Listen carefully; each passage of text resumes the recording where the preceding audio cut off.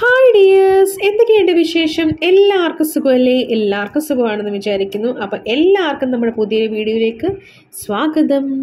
അപ്പോൾ ഇന്നത്തെ വീഡിയോ എന്താണെന്ന് വെച്ചാൽ ഇതെൻ്റെ വർക്ക് പ്ലേസ് ആട്ടോ.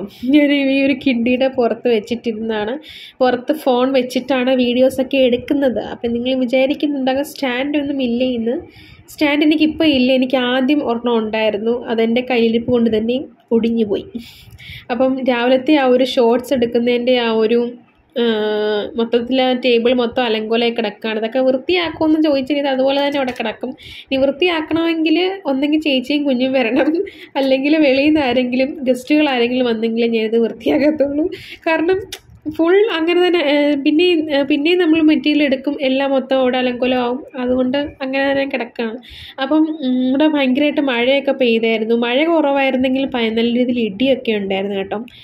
അപ്പോൾ എൻ്റെ കുറച്ച് ബുക്കുകളൊക്കെ നിങ്ങൾക്ക് അവിടെ കാണാൻ പറ്റും, ഞാൻ പഠിക്കുന്നതാണ് ആ ബുക്കുകളൊക്കെ. അപ്പോൾ ഇന്നത്തെ വീഡിയോ എന്ന് പറഞ്ഞേക്കുന്നത് നമ്മൾ മെമ്മറി വയർ വെച്ചിട്ട് കുറച്ച് ബ്രേസ്ലെറ്റ്സ് ആണ് ഉണ്ടാക്കുന്നത്.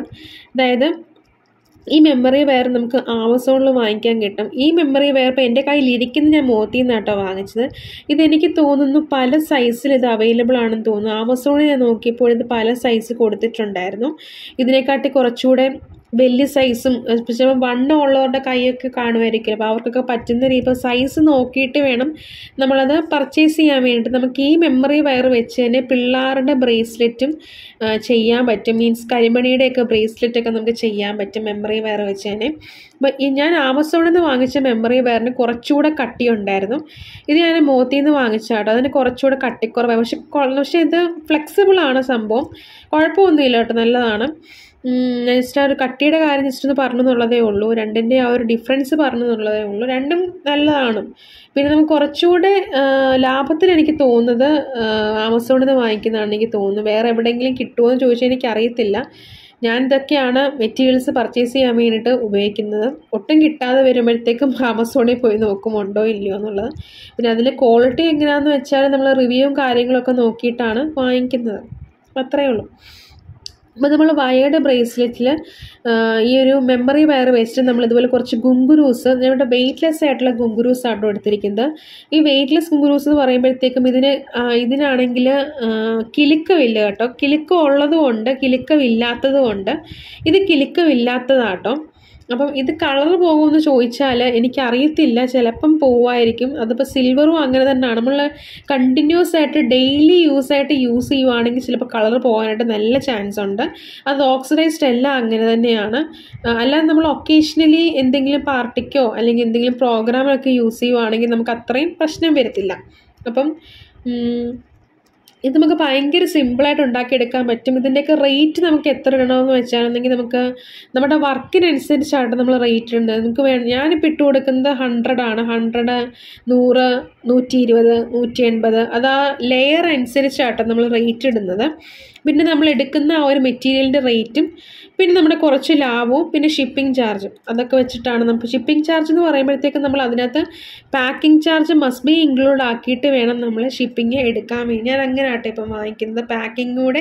പാക്കിങ്ങിൻ്റെ ആ ഒരു ചാർജ് കൂടെ ഇൻക്ലൂഡ് ആക്കിയിട്ടാണ് ഞാൻ ഷിപ്പിംഗ് ചാർജ് ഇപ്പോൾ എടുക്കുന്നത്. അപ്പം ഇങ്ങനെയാണ് നമ്മൾ ആ ഒരു ബ്രേസ്ലെറ്റ് സെറ്റ് ചെയ്ത്. പ്രത്യേകിച്ച് ഒന്നുമില്ല, ആർക്ക് വേണമെങ്കിലും, കൊച്ചു പിള്ളേർക്ക് വേണമെങ്കിലും ഇത് ചെയ്തെടുക്കാൻ പറ്റും. ആ ഒരു നമുക്ക് ഈ ഒരു ബ്രേസ്ലെറ്റിനകത്ത് നമുക്ക് ഒരുപാട് ബീഡ്സ്, പല കളേഴ്സിലുള്ള ബീഡ്സ്, അതുപോലെ തന്നെ ഇങ്ങനത്തെ ഗുങ്കുരൂസ്, അതുപോലെ തന്നെ അഗേറ്റിൻ്റെയും ഒക്കെ ബീഡ്സ് നമുക്കിതുപോലെ ചേർത്തിട്ട് കൊടുക്കാം.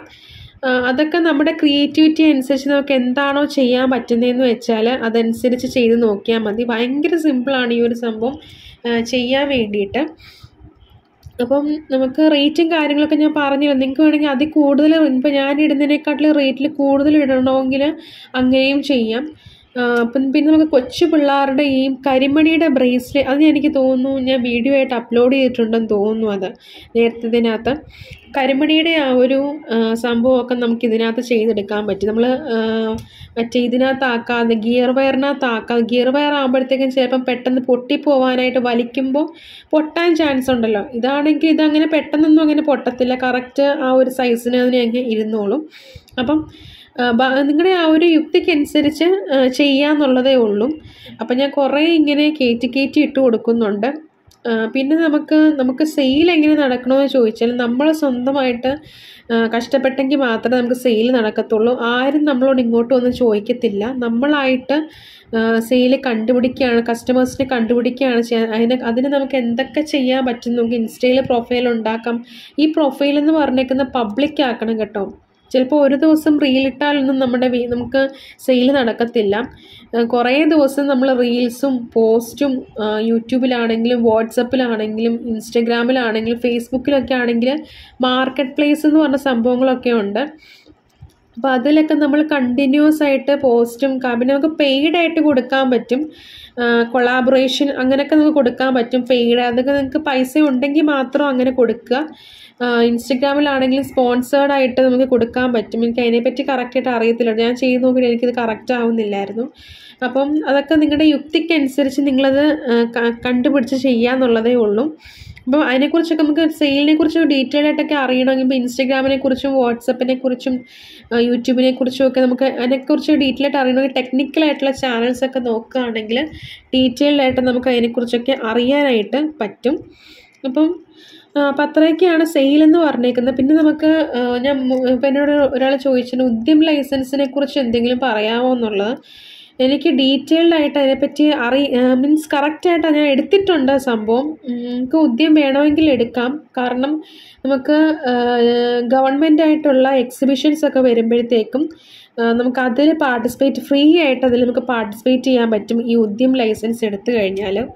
ഇപ്പം അത് പഞ്ചായത്തിലൊക്കെ പോയി ചെന്ന് ചോദിച്ചാൽ മതി.